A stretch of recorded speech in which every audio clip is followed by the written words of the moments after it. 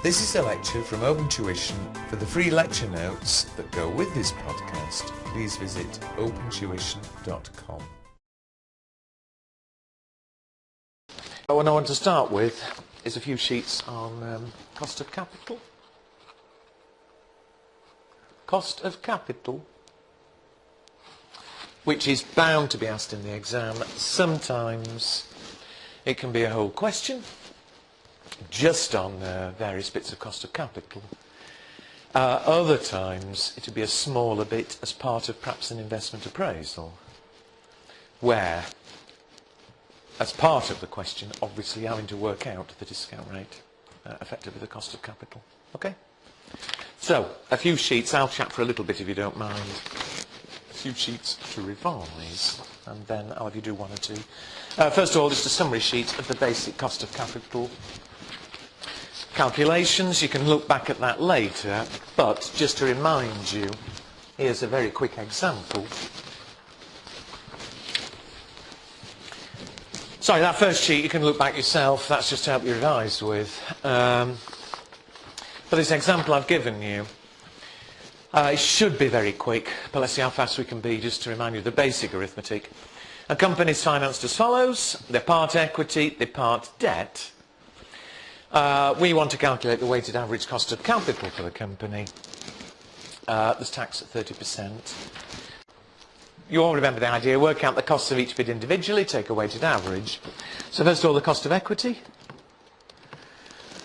Remember, cost of equity is always equal to the shareholders' required return, KE. And the basic formula, the dividend growth formula, it's equal to the dividend in 1 year's time, D0 times 1 plus G, over P0, the market value, plus G.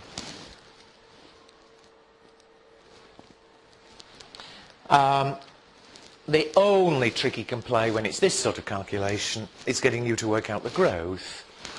Here, if you look at equity, I've told you the market value, it's 37 cents. However, the dividends towards the bottom, I've told you the dividends over the past 5 years. And remember, if he doesn't give you growth, you estimate it either using past growth or, not here, but do you remember the RB growth model? The earliest dividend was 200,000. If it's growing on average at G per annum, then it would grow by a factor 1 plus G each year. Here, if you remember, although there are 5 dividends, the number of years growth, it's grown 1 year, 2 year, 3 year, it's grown 4 years. And so after 4 years of growth, it would be 200,000 times 1 plus G to the 4th. It's actually grown to 250,000.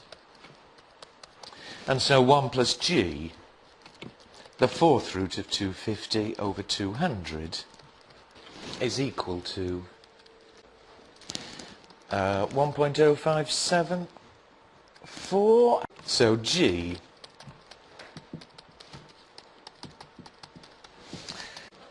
I don't want to waste too much time on this because it's fairly basic arithmetic. But at the same time, if I say it too fast, you stop me. But is everybody with me?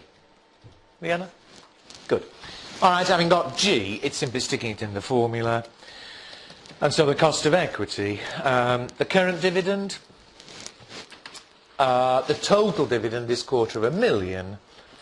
There are 5 million shares in issue. And so the current dividend per share, is it 5 cents? Yeah. The current dividend is 5 cents a share.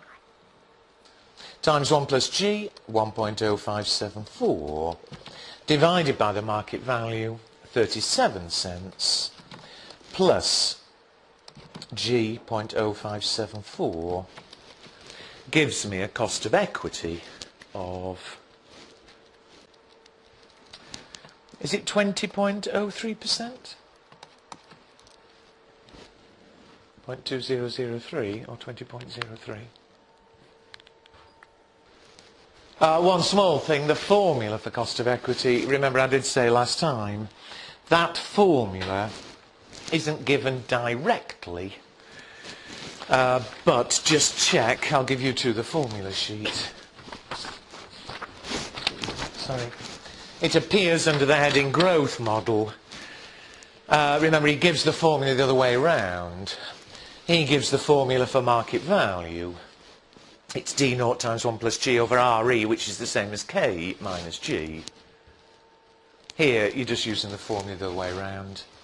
I did say before, it's your choice. Either learn the formula or make sure you can rearrange the formula sheet one quickly. All right? All right, that gives us cost of equity. The other one is the cost of debt. I gave you on the summary sheet, if it's irredeemable debt, it's easy. However, far more likely, as here, you'll get redeemable debt. And make sure you can do it quickly. You can't afford to mess around for half an hour. If it's if it's redeemable debt, it's setting up the flows to the company and working out the internal rate of return. Here, do it on $100 nominal. And for $100 nominal, the current market value now is what, 95?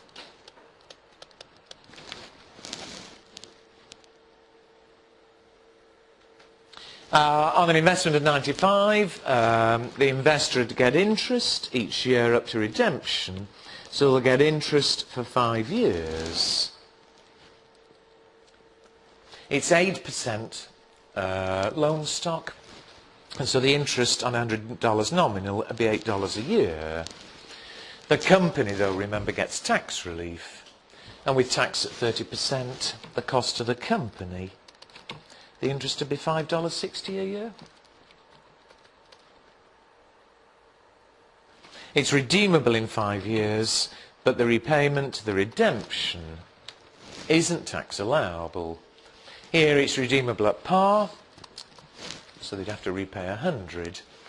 Remember, if it were redeemable at a premium, any premium on redemption is based on nominal value. But are we all happy setting up the schedule?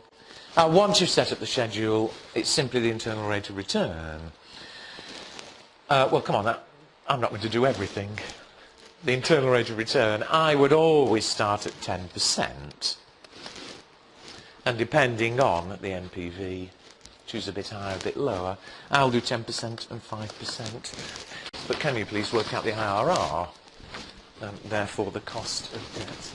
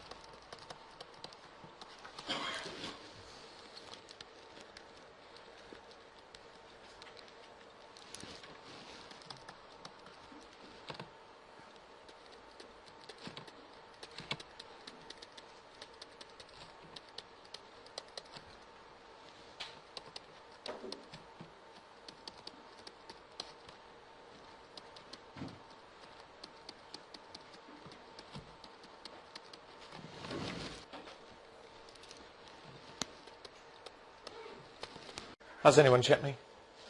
Cost of debt, as I say, if it's irredeemable, as it almost certainly will be in the exam, redeemable, sorry. If it's repayable, as it almost certainly will be in the exam. It is the internal rate of return. It's got to be fast. All right, it's one tiny bit of a question, but even so, it should be somewhere. Something you can do quickly and get correct. All right? But we're all happy in principle. However, having worked out cost of debt at 6.98, having worked out the cost of equity earlier at, what was it, 20.03. Finally, the weighted average cost of capital. And this you'll inevitably have to do, whatever other bits are there or not there. The weighted average cost of capital for the company. Remember, it's always the weighting of the individual costs, here equity and debt, but we always weight by total market value. So here, equity, debt, the market values, again check me please, but the total market value of the equity, you have 5 million shares, they're quoted at 37 cents. So the total market value of the equity borrowing is, I think, 1.85 million.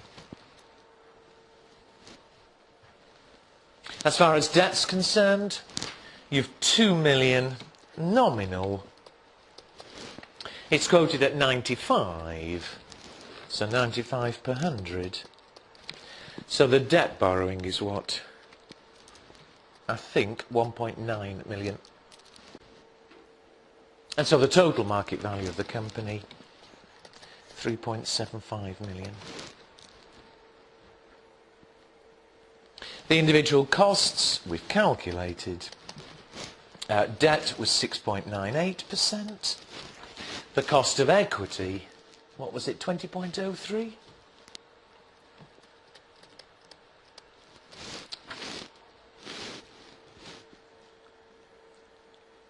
And so the weighted average, weight by market values. So equity 1.85 over 3.75. Debt 1.9 over 3.75.